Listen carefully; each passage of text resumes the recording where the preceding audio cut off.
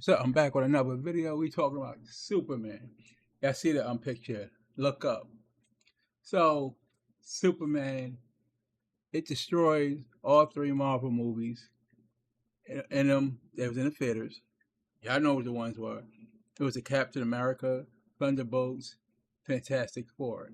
So, according to Screen Rant, it's saying James Gunn Superman officially becomes the first 2025 superhero movie to hit a major box office milestone. So here it is. Superman has officially crossed the $600 million mark at the worldwide box office, with 344.5 million coming from the domestic market, while having grossed 256.4 million internationally for a total of 600.9. Let's say around 601 million, right? But yeah, but you get just what it's saying. So DC Studios entry remains the highest grossing superhero movie in 2025, beating all three of the Marvel Studios installments from Captain America: Brave New World, Thunderbolts, which they later changed it to New Avengers, which didn't really help it, and the Fantastic Four: First Steps. So I was saying this for a while. I believe Superman will be the highest grossing superhero movie when it's all said and done, and you probably could wave the white flag for Fantastic Four because their numbers has been dropping, and at the same time, Superman much better numbers. As more families going to see the Superman film, the rewatchability has been higher for Superman. It's not my opinion; these are the facts. You just look at it. And so, and people were saying, "Oh, what if Superman flops? This and that, a lot of this and that." So, on a 225 million budget, not account for marketing, like 30 something days in, like a little over a month, it went to digital. James Gunn said because the season of Peacemaker had got pushed up, so he wanted to give people the chance to watch the he wanted people to put the focus more on Peacemaker too, season two, and give those people who wanted to see Superman a chance digitally, whatever, who wasn't able physically able to go, like handicap, whatever reasons, maybe market constraints, whatever the case may be. So now Superman is on VOD, which is video on demand, and I purchased it myself, and I'm also waiting for the 4K Blu-ray to come as well. Steelbook. I actually have that on pre-order as on Amazon as well, which is sold out, by the way. So I have that, and so a lot of people was throwing a lot of dirt on Superman's name, saying it couldn't do this or that, right? A lot of hate, a lot of hate. First, someone was saying it won't even make 500 million. The math is not there. There's no way it's doing 600 million. Well, we look 600 million. So it was a lot. And what they'll say is, oh, it didn't do more than Man of Steel. Different day, different time. It was comic book movies. 2013, the market completely different now. So I don't care about what happened 12 years ago. Now, so yeah. So obviously, what does this mean? What does this mean? It's a great start for the DCU. Obviously, James Gunn said the Superman saga consists of four movies, so I'm taking it that Superman was the first one in that saga. Supergirl is gonna be the second one in that saga, and he's actually writing and getting doing the screenwriting and getting it ready, the script ready, because he already did the treatments already for it. For the follow up to Superman, not a direct sequel, but the follow up to it. So yeah, so James Gunn's busy at work and stuff, and you see all these other projects they being fast track or speeding up. And so what's that? Batman: A Brave New World. That's one. The Wonder Woman. You have Paradise Lost that's doing moving along good, and Booster Gold. These are things that James Gunn spoke on, or on a podcast, I believe, if I'm not mistaken. So you look at all of this. So um, like I said, DC's in a really good spot. 600 million. James Gunn's first live action movie for the DCU under that moniker, right? And it couldn't be coming at a better time because if we look at these comic book movies outside of only been two comic book movies post pandemic that did a billion. It was one of the Spider-Man ones, and obviously it was Deadpool and Wolverine. We're seeing with the Joker Part 2 where they try to do a musical how that flopped big time, right? Todd Phillips, I don't know what you were smoking, but yeah, that was a joke of a movie. But like with James Gunn, I try to tell people time and time again, I'm giving the benefit of the doubt. He knows what he's doing.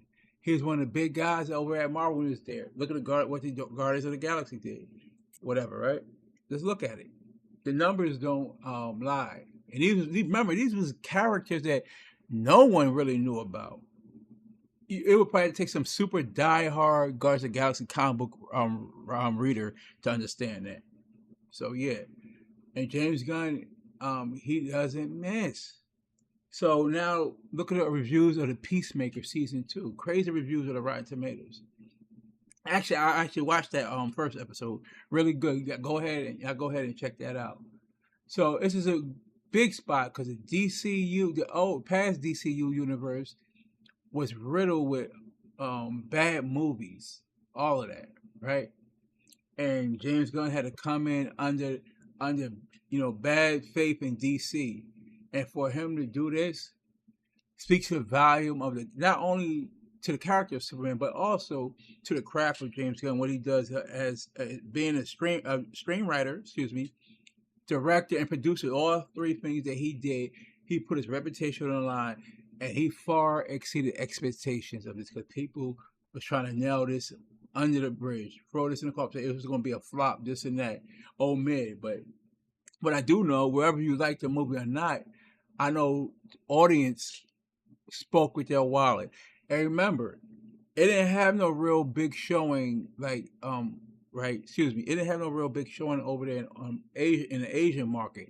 With all of that, still, it grossed 600 million worldwide without having a super big stronghold internationally where we talk about as far as Asia goes. But as far as like the UK and Latin America, it did well, all of that. But yeah, so it's definitely a great big start for DCU. Outside of Batman, they have something that grossed over 600 million. So, what was the last movie in the DCU that probably did over 600 million? Let's go back and look at them. I'll wait. So that's what I'm saying. So yeah, so you see that though, right? So James Gunn did something that the other guys who was doing it before James Gunn over the older DCU wasn't doing that. Because after what you had, Man of Steel, Batman versus Superman. I'm not sure what the Justice League did. Wonder Woman did crazy numbers, and Aquaman. So outside of those, where was this coming? Like, so they wasn't seeing those numbers. So James Gunn, he definitely passed the test with flying colors to me. He put Superman back in his rightful place, and now 4 movies in the Superman saga. So that's telling how successful this movie was. Also, I want to point out, being like also with movies, they continue to make money from when they leave the box office. When you look at the digital sales and the brand deals, and I was saying that Superman will be responsible, I believe, for like $1 billion when it's all said and done. Well, how much that turns into net profit, I'm not sure.